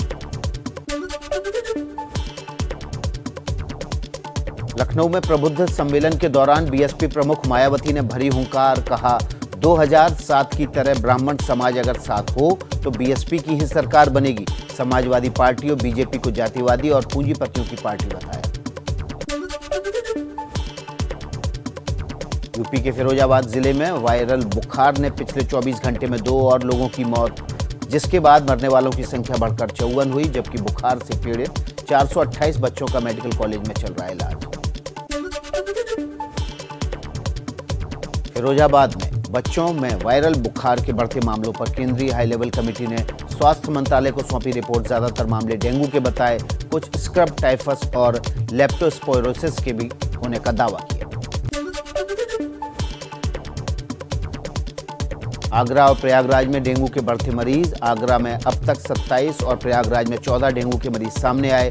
स्वास्थ्य विभाग की टीमें घर घर सर्वे में जुटी, दवा का भी छिड़काव। बरेली में मलेरिया के करीब 1500 मरीज, एक बच्चे की मौत भी हुई। जिला अस्पताल में रोजाना 4000 से ज्यादा मरीज इलाज के लिए पहुंच रहे हैं। सभी स्वास्थ्य केंद्रों पर फीवर डेस्क बनाई गई है। यूपी के गोंडा जिले में घाघरा और सरयू नदी का पानी घटा, लेकिन बाढ़ से प्रभावित इलाकों में जमीन का कटाव जारी। डरे सहमे लोग घर छोड़ने पर मजबूर। और अब देश की राजधानी दिल्ली और इससे लगे हरियाणा का रुख कर लेते हैं। दिल्ली में मौसम का ताजा हाल बताएंगे, तो वहीं हरियाणा में किसान प्रदर्शन का अपडेट आपको देते हैं। हरियाणा के करनाल में किसानों ने महापंचायत के बाद मिनी सचिवालय तक मार्च निकाला। रात भर बाहर धरने पर बैठे रहे। राकेश टिकैत समेत कई बड़े किसान नेता मौजूद, भारी सुरक्षा बल तैनात। करनाल में मिनी सचिवालय के बाहर प्रदर्शनकारी किसानों को रोकने के लिए कल पुलिस ने पानी की बौछार की। राकेश टिकैत ने कहा, पानी की बौछार से किसानों की आवाज को दबा नहीं सकते, मांगे पूरी होने तक धरना देंगे। मिनी सचिवालय के बाहर धरने पर बैठे किसानों के लिए लंगर भी लगाया गया। योगेंद्र यादव ने कहा, हमारा संकल्प मिनी सचिवालय के घेराव का था, तमाम मुश्किलों के बाद घेराव कर लिया। कांग्रेस ने मोदी सरकार पर साधा निशाना। रणदीप सुरजेवाला ने कहा, सरकार दोहा जाकर तालिबान से बात कर सकती है तो किसानों से क्यों नहीं, किसानों को बुलाकर बात करे सरकार। बीजेपी सांसद विनय सहस्त्रबुद्धे का राकेश टिकैत पर निशाना। कहा, टिकैत के बयानों में राजनीतिक विचारधारा दिखी है, अब ये आंदोलन राजनीतिक रंग ले चुका है और विपक्ष की भूमिका निभा रहा है। कृषि कानूनों पर बनी कमेटी के सदस्य अनिल धनवट ने सुप्रीम कोर्ट के चीफ जस्टिस को लिखी चिट्ठी, कमेटी की रिपोर्ट सार्वजनिक करने की भी गुजारिश की है। दिल्ली में रामविलास पासवान के सरकारी बंगले में मूर्ति लगवाने का विवाद गर्मा चुका है। चिराग गुट के नेता यामिनी मिश्रा का बयान सामने आया। कहा, इसे स्मारक बनना चाहिए। सरकार ने इसे रेल मंत्री अश्विनी वैष्णव को अलॉट कर दिया है। कोरोना के अलावा डेंगू, मलेरिया और चिकनगुनिया जैसी बीमारियों ने दिल्ली एनसीआर के लोगों के लिए खतरा बढ़ाया। डॉक्टर और जानकारों ने लोगों से और भी ज्यादा सचेत रहने को कहा है। दिल्ली में 100 के पार हुए इस साल डेंगू के कुल मामले, अब तक 124 मामलों की पुष्टि। इनमें से 72 डेंगू के केस अकेले अगस्त महीने में सामने आए। दिल्ली एनसीआर में कल रात तक रुक रुक कर होती रही बारिश। मौसम विभाग के मुताबिक आज भी यही सिलसिला चलता रहेगा। फिर कल से 5 से 6 दिन तक तेज बारिश का है अनुमान। चलिए अब महाराष्ट्र की तरफ चलते हैं, जहां बादल खूब बरस रहे हैं और अगले 24 घंटे के लिए भी चेतावनी जारी कर दी गई है। मुंबई समेत महाराष्ट्र के कई इलाकों में भारी बारिश से जलजमाव। घाटकोपर, अंधेरी और चर्चगेट जैसे कई इलाकों में पानी भरने से ट्रैफिक दिखा सुस्त। महाराष्ट्र के कोंकण क्षेत्र में कल तक भारी बारिश का येलो अलर्ट जारी। मुंबई में भारी बारिश से अंधेरी सबवे में फिर पानी भरा। एहतियातन सबवे को बंद किया गया। हालांकि हिंदमाता, सायन और गांधी मार्केट जैसे निचले इलाकों में देर रात तक जलजमाव जैसी स्थिति बनी रही। महाराष्ट्र के रत्नागिरी जिले में भारी बारिश से बाढ़ जैसे हालात बने। गलियों और घरों में पानी भरा। दुकानों में भी कमर तक पानी दिखाई दिया। बुल्ढाना जिले में मूसलाधार बारिश से सभी नदी और नाले उफान पर। किसानों की ज्यादातर फसलें चौपट। प्रशासन के मुताबिक 2 युवक और 5 जानवरों के बहने की भी सूचना मिली। महाराष्ट्र के परभणी में भी लगातार बारिश ने लोगों की मुसीबत बढ़ाई। जगह जगह पानी भरा, सड़कों पर लोगों की गाड़ियां तक बंद हो गई। महाराष्ट्र के वसूली कांड में आरोपी मुंबई के पूर्व पुलिस कमिश्नर परमबीर सिंह के खिलाफ जमानती वारंट जारी।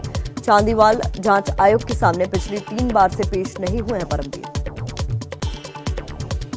और अब एमपी और छत्तीसगढ़ का हाल जान लेते हैं। दिखाएंगे एमपी में बच्चों की चपेट में लेती बीमारी और छत्तीसगढ़ की राजनीति से जुड़ी कुछ खबरें आपके सामने।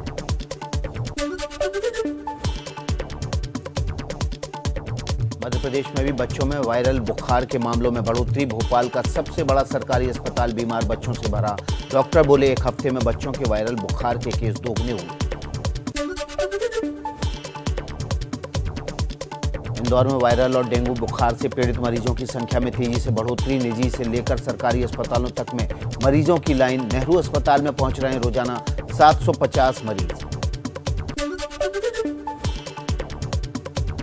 एमपी के अशोकनगर में स्कूल से घर लौट रहे बच्चों ने उफनती नदी पार करने की कोशिश की तो 3 बच्चियां बहने से बाल बाल बची। एक साथी ने छलांग लगाकर बहने से बचाया। छत्तीसगढ़ के सीएम भूपेश बघेल के पिता नंद कुमार बघेल की रायपुर कोर्ट ने 14 दिनों की न्यायिक हिरासत में भेजा। नंद कुमार बघेल ने कहा, सुप्रीम कोर्ट तक लड़ाई लड़ूंगा। और अब बिहार का रुख कर लेते हैं। देखिए बिहार की ताजा खबरों में क्या है खास। बिहार में वायरल बुखार तेजी से बच्चों को अपनी चपेट में ले रहा है। मुजफ्फरपुर में पिछले 24 घंटे में 100 से ज्यादा बच्चों को वायरल। 250 से ज्यादा बच्चे पहले से अस्पताल में भर्ती। डॉक्टर बोले पैनिक ना करें लोग।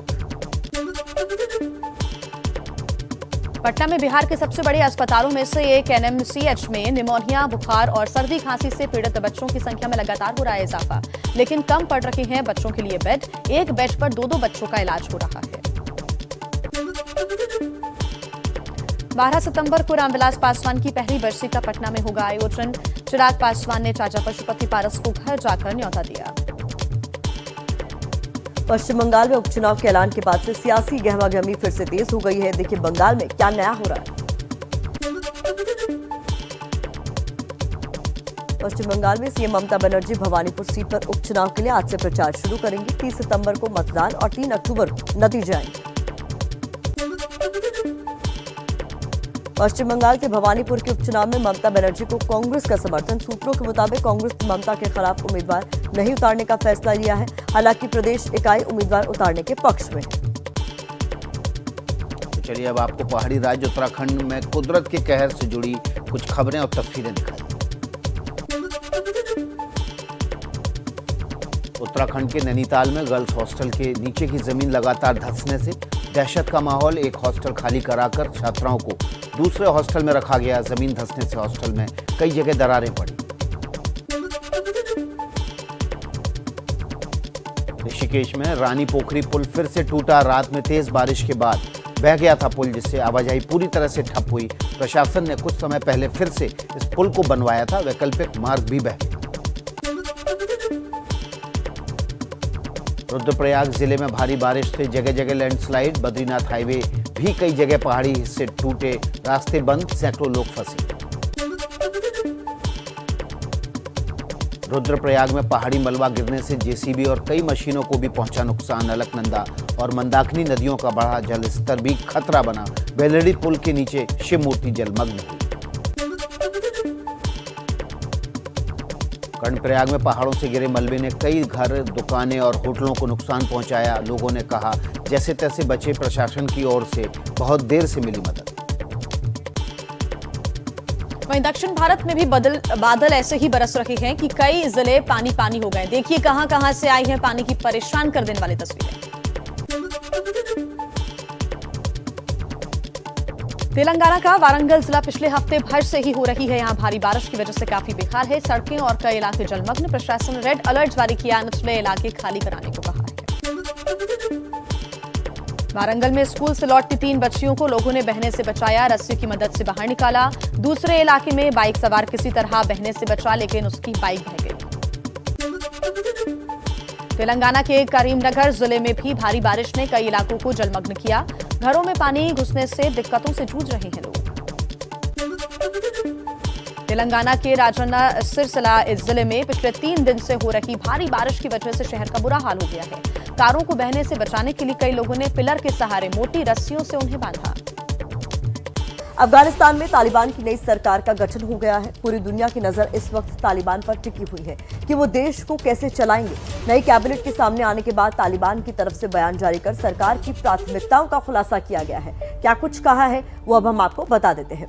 देखिए, अफगानिस्तान की धरती को दूसरे देशों के खिलाफ इस्तेमाल नहीं करने दिया जाएगा। साथ ही कहा गया है अर्थव्यवस्था को मजबूत, समृद्ध, विकसित बनाने के लिए सभी संसाधनों का इस्तेमाल का ऐलान किया गया है। गरीब और बेरोजगारी से निपटने के लिए बिजनेसमैन, उद्योगपतियों से मदद मांगी जाएगी। साथ ही ऐलान किया गया है कि मीडिया बेहद अहम है। मीडिया की स्वतंत्रता और सुचारू संचालन का आश्वासन दिया गया है। इसके अलावा मानवाधिकारों की सुरक्षा के लिए इस्लामिक अमीरात जरूरी कदम उठाएगा। तालिबान की ओर से कहा गया, हमारी प्राथमिकता सभी को धार्मिक और वैज्ञानिक शिक्षा देना है।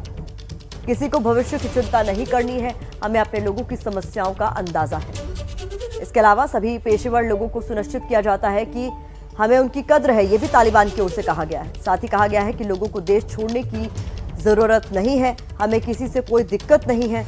और इसके अलावा तालिबान की ओर से कहा गया कि लोगों का इस सिस्टम को मजबूत बनाने में बेहद अहम रोल है जो वो निभाएं।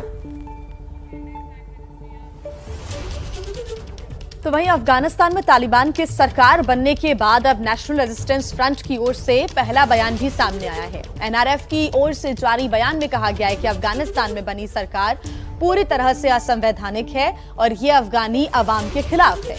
हमारी सेना तालिबान के खिलाफ अपना अभियान जारी रखेगी। और इसके साथ ही एनआरएफ ने दुनिया के देशों से अपील की है कि दुनिया के देश तालिबान को फिलहाल मान्यता ना दें। और इसके साथ ही रेजिस्टेंस फ्रंट ने कहा है कि जल्द ही वैकल्पिक सरकार का ऐलान भी किया जाएगा।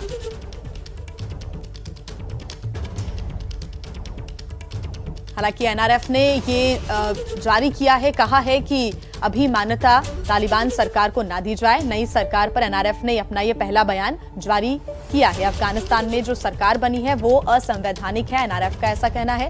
नई सरकार पर कोई भी देश अभी तालिबान सरकार को इजाजत ना दे, मान्यता ना दे। अफगानिस्तान में बनी सरकार पूरी तरह से असंवैधानिक और अफगानी आवाम के खिलाफ है, ये एनआरएफ ने कहा है। पहला बयान सामने आया, कल कैबिनेट में कई मंत्रियों को ऐड किया गया है। चीन और पाकिस्तान दोनों के इरादे नेक नहीं लग रहे। चीन ने अपने वेस्टर्न कमांड में नए कमांडर को नियुक्त किया है। बड़ी बात यह है कि भारत के साथ एलओसी की सुरक्षा का जिम्मा वेस्टर्न कमांड के पास ही होता है।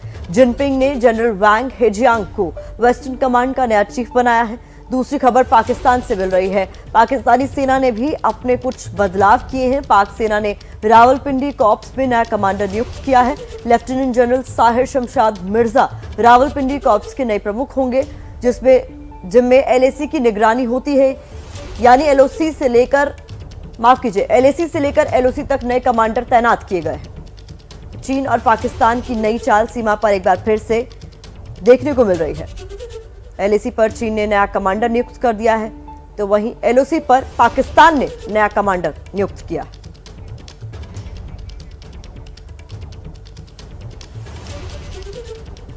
हरियाणा और करनाल के किसान आंदोलन की बात कर लेते हैं। हरियाणा के करनाल में किसानों और प्रशासन के बीच टकराव बढ़ता जा रहा है। किसान मिनी सचिवालय का घेराव करके बैठे हैं। रात में ही किसानों का धरना खत्म नहीं हुआ और डीसी दफ्तर के बाहर ही रात को लंगर लगाया गया। हालात को देखते हुए मौके पर भारी तादाद में सुरक्षा बल को तैनात कर दिया गया। एहतियात के तौर पर मोबाइल और इंटरनेट सेवाओं पर पाबंदी एक दिन के लिए और बढ़ा दी गई।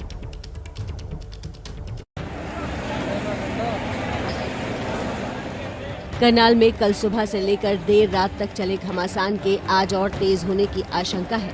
कल किसानों ने महापंचायत के बाद मिनी सचिवालय तक मार्च निकाला। किसानों को रोकने के लिए पुलिस ने पानी की बौछार छोड़ी, लेकिन वो प्रदर्शनकारियों को रोक नहीं पाई।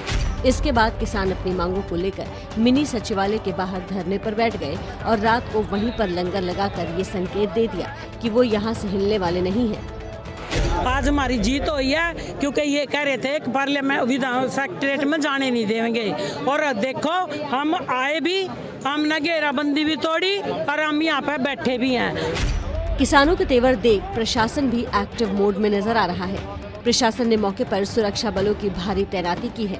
वैसे कल दिन में पुलिस ने प्रदर्शनकारियों को मिनी सचिवालय तक जाने से रोकने की पुरजोर कोशिश की थी, लेकिन किसान पीछे नहीं हटे।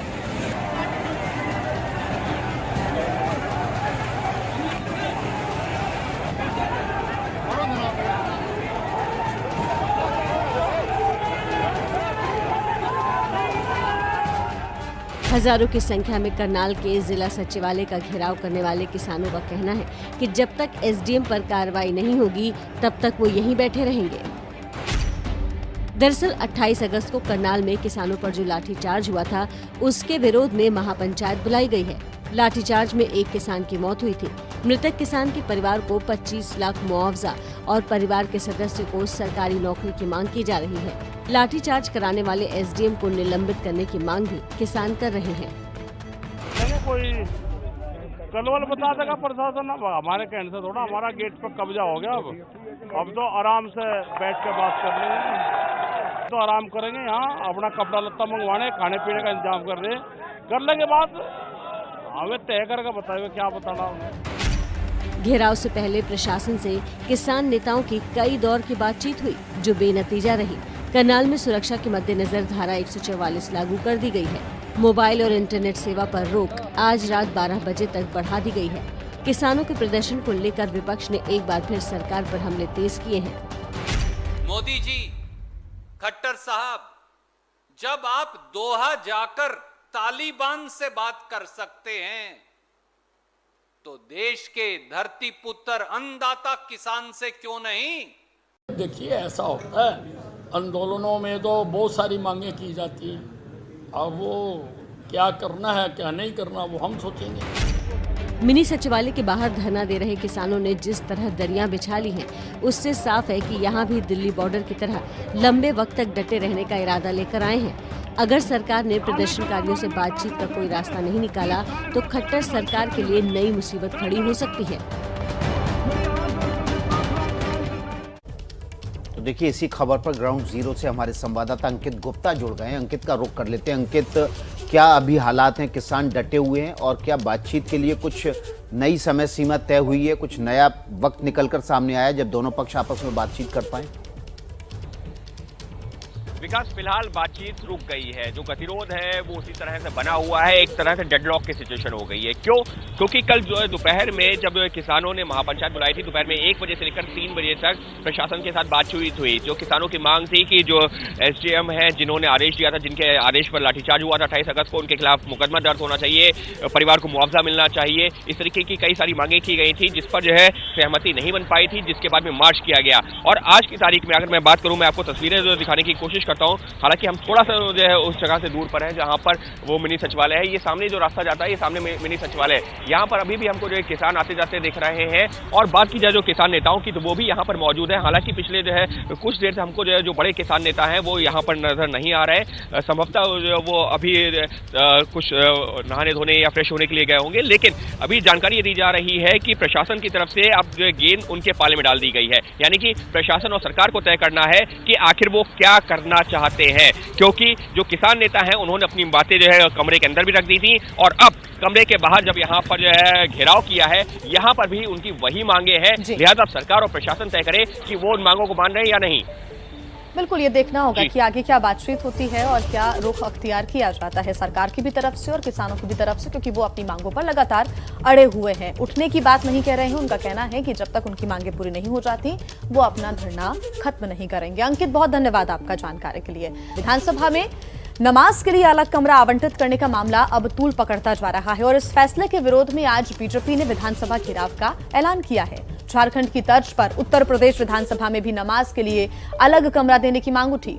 समाजवादी पार्टी के नेता इरफान सोलंकी ने ये मांग रखी है।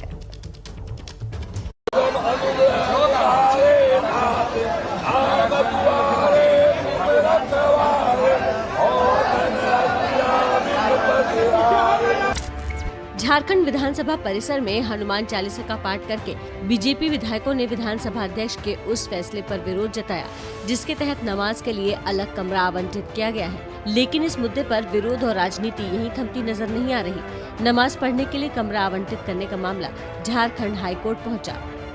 भैरव सिंह जो रांची के निवासी हैं, उन्होंने एक जनहित याचिका दायर की है। उसमें है कि विधानसभा स्पीकर को पावर नहीं है कि अपने एक प्रेमाइसेस को दे दिया जाए कि एक पर्टिकुलर कम्युनिटी के लोगों के लिए प्रेयर करने, क्योंकि सेकुलरिज्म जो है 42nd अमेंडमेंट में डिफाइंड है। तो उसको जुडिशियल रिव्यू किया जाए और यह देखा जाए कि क्या किसी पब्लिक के पैसे से बने हुए प्रेमाइसेस में कोई प्रेयर करने के लिए या अन्य कोई काम के लिए ऐसा दिया जा सकता है। झारखंड की राजनीतिक तपिश बिहार पहुंचने लगी है। बिहार में भी अब नेता विधानसभा में धार्मिक गतिविधियों के लिए जगह मांग रहे हैं। बीजेपी के विधायक हरिभूषण ठाकुर बचौल ने बिहार विधानसभा में हनुमान चालीसा पढ़ने और प्रार्थना करने की जगह दी जाए। जब धर्मनिरपेक्ष राज्य और राष्ट्र है, उसमें एक समुदाय विशेष के लिए तुष्टीकरण की नीति के तहत अगर नमाज रूम कहीं आप दे रहे हैं तो क्यों नहीं प्रार्थना रूम दीजिएगा, हनुमान चालीसा रूम क्यों नहीं दीजिएगा? देना पड़ेगा, क्योंकि संविधान बराबर का विधान सबके लिए एक समान होना चाहिए। वोट बैंक की दृष्टि से और तुष्टीकरण की दृष्टि से कुछ नहीं होना चाहिए। यूपी में भी ये मुद्दा सियासी गर्मी बढ़ाने लगा है। समाजवादी पार्टी के विधायक इरफान सोलंकी ने ऐसे ही प्रार्थना कक्ष की मांग की। हमारी विधानसभा की कार्रवाई चलती है तो हम लोग जो मुसलमान विधायक हैं वो अक्सर कार्रवाई छोड़ के मस्जिद जाते हैं नमाज पढ़ने के लिए। अगर विधानसभा में ही एक प्रेयर रूम हो, एक अच्छा काम है। अगर विधानसभा अध्यक्ष चाहे तो इसमें विचार भी कर सकते हैं और एक कमरा बना देने से ना कोई हानि होगी ना किसी को कोई तकलीफ होगी। यूपी में विधानसभा में नमाज के लिए अलग अलग कमरों की मांग पर ओवैसी ने अखिलेश यादव पर निशाना साधा है। पहले उनसे ये पूछ लीजिए कि अखिलेश यादव की राय क्या है। अखिलेश यादव अपनी मुंह से क्यों नहीं बोलते बात? ये जो मौसूफ का आप नाम लिए, ये सिर्फ इस तरह की बातें करते हैं। जब मुजफ्फरनगर का कांड हुआ, भारत की आज़ादी के बाद 50,000 से ज़्यादा लोग बेघर हो गए। उस वक्त तो इनकी ज़बान बंद थी, गूंगे बने हुए थे। उस वक्त उनको उस मस्जिद याद नहीं आई जो आज मुजफ्फरनगर में वीरान हो चुकी है। विधानसभा परिसर में धार्मिक गतिविधियों की मांग को लेकर सियासत और तेज होने की संभावना है। यूपी विधानसभा चुनाव से पहले समाजवादी पार्टी की तरफ से उठी इस मांग पर विरोध की आवाज मुसलमानों की बात कहने वाले ओवैसी की तरफ से आई है। बाकी पार्टियां भी हालात और सियासी नफा नुकसान का आकलन करने के बाद धीरे धीरे अपने पत्ते खोलेंगी। तो उत्तर प्रदेश में ये घमासान अब राजनीतिक रंग लेता हुआ नजर आ रहा है। इस पर हमारे साथ जुड़ रहे हैं लखनऊ से हमारे संवाददाता रणवीर। आइए उनसे अपडेट्स हम ले लेते हैं। रणवीर, झारखंड, बिहार समेत अब उत्तर प्रदेश में भी राजनीतिक रंग लेता हुआ ये मुद्दा जरूर नजर आ रहा है और ऐसा लगता है कि ये मुद्दा तुष्टीकरण की राजनीति को ज्यादा प्रोत्साहित कर रहा है। देखिए, यूपी में 5 महीने बाद चुनाव होने हैं और चुनाव से पहले हर कोई अपने अपने एक गणित सेट करने में लगा है। ये किसी राजनीतिक दल की मांग नहीं है, एक विधायक की मांग है। समाजवादी पार्टी के विधायक है इरफान सोलंकी, उनकी मांग है और यही वजह है कि पार्टियां अभी खुलकर इस पर बोल नहीं रही हैं, क्योंकि जिस तरह की बीजेपी की राजनीति है, हिंदुत्व की राजनीति है, ऐसे में अगर आप विपक्ष की राजनीति को देखें तो सॉफ्ट हिंदुत्व की राजनीति नजर आती है। कल मायावती ने जिस तरह से कार्यक्रम किया, उसमें शंखनाद हुआ, मंत्रोच्चार हुआ, और अखिलेश यादव की भी राजनीति आप देखिए तो वो कामतगिरी की परिक्रमा भी करते हैं और मंदिरों में भी जा रहे हैं और साथ ही मुसलमानों को भी अपनी ओर खींचने की कोशिश पे लगे हैं। ऐसे में विधानसभा में नमाज के लिए अलग रूम बनाए जाने को लेकर के कोई राजनीतिक दल खुल करके समर्थन करता फिलहाल दिखाई नहीं दे रहा। ओवैसी भी, जो कि मुस्लिमों की राजनीति करते हैं, उनसे भी जब हमने कल सवाल पूछा तो उन्होंने कहा कि पहले अखिलेश यादव अपनी राय बताएं, यानी कि ओवैसी खुलकर इस मामले में फिलहाल बोलने से बचते रह रहे हैं। लेकिन ये ज़रूर है कि जिस तरह की इरफान सोलंकी ने मांग उठाई है उसको देखते हुए आगे इस पर चर्चा ज़रूर होगी, राजनीतिक बहसबाजी होगी। हालांकि होने की कोई गुंजाइश नहीं है क्योंकि संवैधानिक जगह है और संविधान इस तरह की चीज़ों की परमिशन नहीं देता है। ऐसे में भले ही विधानसभा में कुछ बने या ना बने, लेकिन एक राजनीतिक मांग करके चर्चा जरूर छेड़ दी है इरफान सोलंकी ने और इसका असर आने वाले दिनों में दिखाई देगा। बिल्कुल, और अगले साल उत्तर प्रदेश में विधानसभा के चुनाव भी होने हैं। बहुत शुक्रिया रणवीर इन तमाम अपडेट्स के लिए। AIMIM प्रमुख असदुद्दीन ओवैसी के 3 दिवसीय यूपी दौरे का आज दूसरा दिन है। आज वो सुल्तानपुर में जनसभा करेंगे। कल उन्होंने अयोध्या में अपनी रैली के दौरान यूपी के मुसलमानों को साधने की कोशिश की। इस दौरान उनके निशाने पर बीजेपी से ज्यादा समाजवादी पार्टी रही।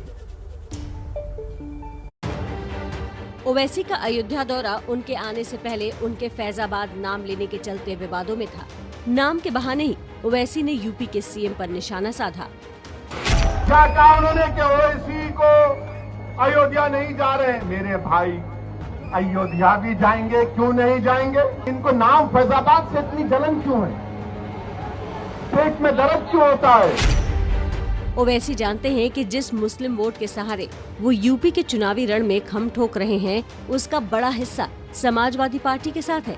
इसलिए रुदौली की इस सभा में बीजेपी से ज्यादा उनके टारगेट पर अखिलेश यादव रहे। समाजवादी पार्टी के अखिलेश यादव ये कहते हैं कि ओवैसी की जबान से जो अल्फाज निकलते हैं वो बड़े कड़वे होते हैं। अखिलेश यादव आ जाओ रुदौली में, तुम एक तरफ मैं एक तरफ, इस जनता को बात करेंगे, बोलेंगे। यूपी में एक तरफ ब्राह्मण वोटों पर हर दल की नजर है, तो हैदराबाद से आए असदुद्दीन ओवैसी मुसलमानों को अपना ट्रम्प कार्ड बनाना चाहते हैं। यूपी की राजनीति में मुस्लिम वोट बहुत मायने रखता है। ऐसे में ओवैसी की एंट्री से यूपी विधानसभा चुनाव में सत्ता के समीकरण बदल सकते हैं। आज सुल्तानपुर में दौरे के बाद कल बाराबंकी में वो जनसभा करेंगे। बड़ा सवाल ये है कि बिहार चुनाव में ओवैसी को जो कामयाबी मिली थी, क्या यूपी में भी वैसा ही कमाल दिखा पाएंगे?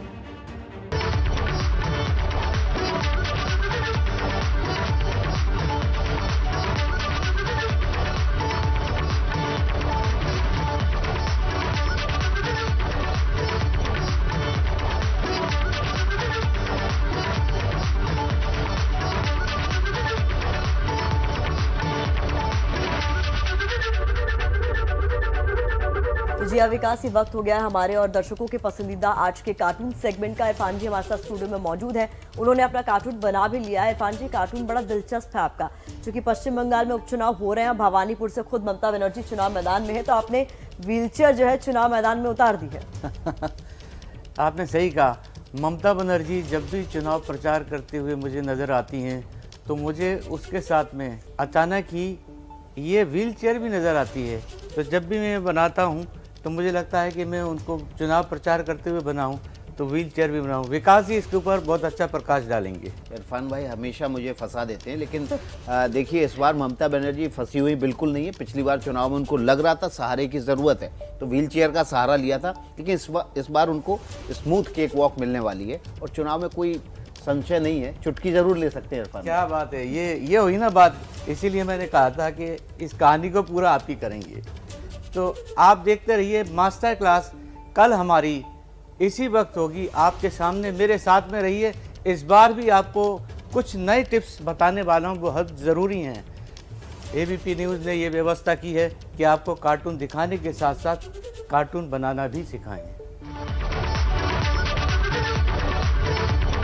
इस वक्त एक बड़ी खबर आ रही है पंजशीर से। अफगानिस्तान के तेहरान टाइम्स ने सूत्रों के हवाले से दावा किया है कि तालिबान ने अहमद शाह मसूद के मकबरे को तोड़ दिया। मशहूर guerrilla commander Ahmad Shah Massoud northern alliance के नेता थे। अहमद मसूद के पिता थे जो तालिबान विरोधी हैं और एनआरएफ के प्रमुख हैं। अहमद शाह मसूद को लॉयंस ऑफ पंजशीर के नाम से भी जाना जाता था। इस वक्त ये बड़ी खबर आ रही है कि तालिबान ने पंजशीर में अहमद शाह मसूद की मकबरे को तोड़ दिया। ये तस्वीरें आपके सामने पंजशीर की, उस जगह की, उस मकबरे की जो अहमद शाह का मकबरा है पंजशीर में, उनको तोड़ दिया है तालिबान ने। बहुत ही शर्मनाक हरकत तालिबान की ओर से की गई है। इस पर जो भी प्रतिक्रिया होगी आगे आप तक पहुंचाएंगे। फिलहाल नमस्ते भारत में इतना ही। आगे कल फिर मुलाकात होगी। नमस्ते भारत।